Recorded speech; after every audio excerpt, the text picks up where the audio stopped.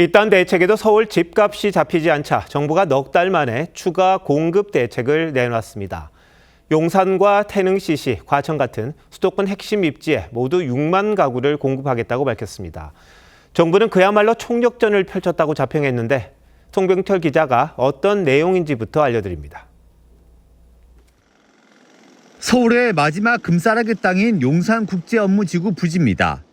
정부는 이곳 용적률을 높여 당초 계획보다 4천 가구 늘어난 1만 가구를 공급합니다. 인근 캠프킨 부지와 미군 반환부지 물량까지 더하면 용산 일대에만 13,000 가구가 들어섭니다. 도심 요지에 물량을 집중해 과열된 시장 심리를 잠재우겠다는 겁니다. 경기도에선 과천 경마장과 방첩촬영부 부지를 합쳐 9,800가구를, 판교 테크노밸리와 인접한 성남시청 인근 택지 등에 6,300가구를 공급합니다. 이번에 발표된 수도권 신규 물량은 서울 32,000가구, 경기 28,000가구 등 총 6만 가구, 주로 청년 세대에 우선 배정할 방침입니다. 이번 물량은 청년 세대의 주거 걱정을 들어주기 위하여 청년과 신혼부부 등에 중점 공급할 계획입니다. 주민 반발이 컸던 태릉 골프장은 공급 규모를 줄여 저밀도 개발로 방향을 틀었고, 강남 서울의료원과 성수동 옛 경찰 기마대 부지 등 알짜 국공유지도 개발 대상에 올랐습니다. 빠르면 당장 내년부터 착공에 들어갑니다. 추가 물량이 확보되는 대로 주택 공급 방안을 연속적으로 발표하여 중장기적인 주택 공급 기반을 더욱 탄탄히 구축해 나가겠습니다. 정부는 서울 공급 부족과 국민 불안을 해소하기 위해서 쓸 수 있는 땅을 모두 연끌했다고 밝혔습니다. TV조선 송병철입니다. 정부가 절박한 심정으로 공급 대책을 발표했지만 공급 후보지의 민심 싸늘하다고 합니다. 주민들은 주택 수만 채우려고 한다거나 녹지를 왜 훼손하려고 하느냐, 정부의 일방통행에 분통을 터뜨리고 있습니다. 보도에 서영일 기자입니다. 문재인 정부 당시 주택 공급 후보지로 지정됐다가 좌초됐던 태릉시시. 정부가 다시 7천 가구를 짓는 계획을 발표하자 주민들은 이해할 수 없다는 반응입니다. 녹지도 그 3년에 왜 태릉을 주게 왜? 얼마나 좋은 자리인데 그게. 태릉 녹지가 얼마나 중요한 줄 알아요? 녹지 훼손 우려와 교통대책 때문에 실패했던 곳이 어느 세월에 되겠냐는 목소리도 터져나옵니다. 주변에 보면은 요번 뱃사마을 그것도 한다고 해놓고 몇 년 걸려가지고 지금 그 막막한 거야. 문제는 또 있습니다. 태릉 골프장 맞은편엔 세계문화유산으로 지정된 태릉과 강릉이 있는데요. 개발을 위해선 영향평가를 거쳐야 한다는 숙제도 남아 있습니다. 정부가 종묘앞 개발은 반대하면서 태릉 일대를 개발하겠다는 것은 앞뒤가 안 맞는다는 지적도 나옵니다. 평가례세를 진다고 하는 것 자체가 종묘는 유네스코고 태릉은 무덤인가요? 다른 부지도 상황은 마찬가지. 용산은 인프라가 부족한데 가구 수만 늘려놨다는 비판이 나오고, 결혼해가지고 살 수 있는 평수를 내줘야지. 숫자 통계 높이 올리는 거 그거밖에 안 되잖아요. 경마장 부지를 내줘야 하는 과천 역시 주민 반발이 거셉니다. 여기 지금 포화 상태인데 그걸 또 아파트로 그냥 다 도시를 망치겠어요? 지자체 협의와 함께 주민 설득이 이번 공급 대책의 최대 난관이 될 것으로 보입니다.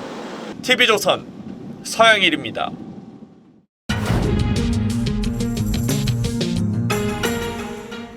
이번 129 부동산 대책을 두고 모든 방법을 동원해 정책 의지를 드러냈다, 이런 평가도 있지만 실현 가능성에 대해 물음표를 던지는 분들도 있습니다.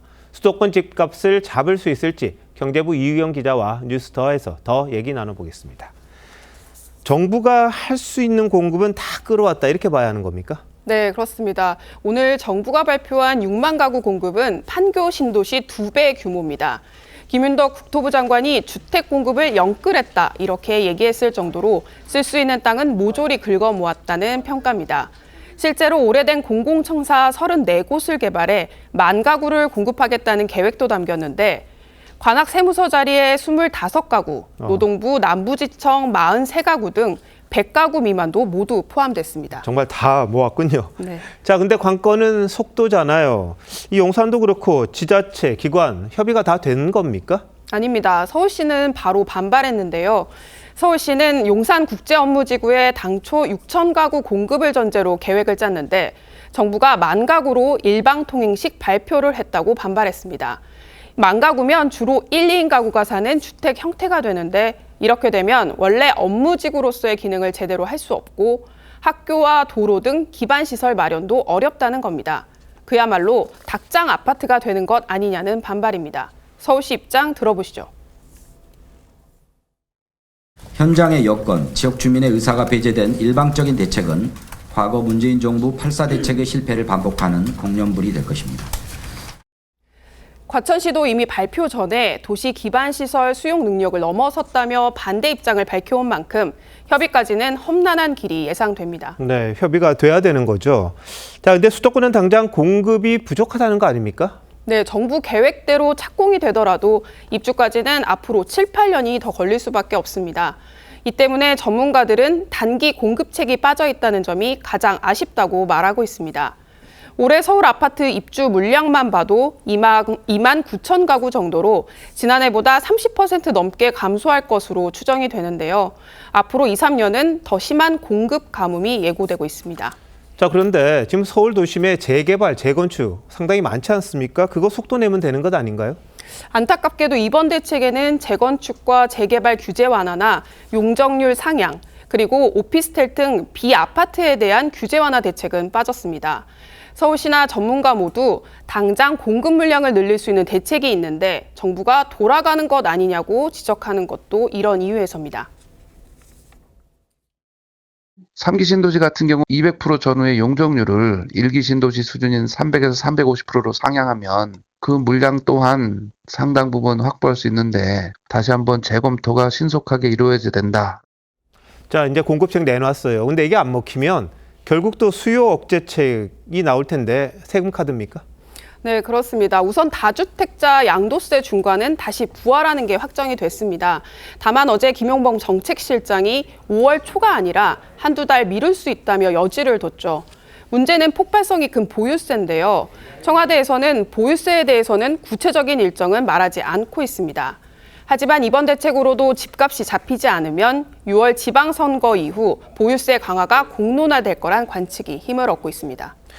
네, 언젠가 봤던 정책이다 싶다 이런 생각이 좀 드는데 집값 잡기 참 어려운 것 같군요. 잘 들었습니다.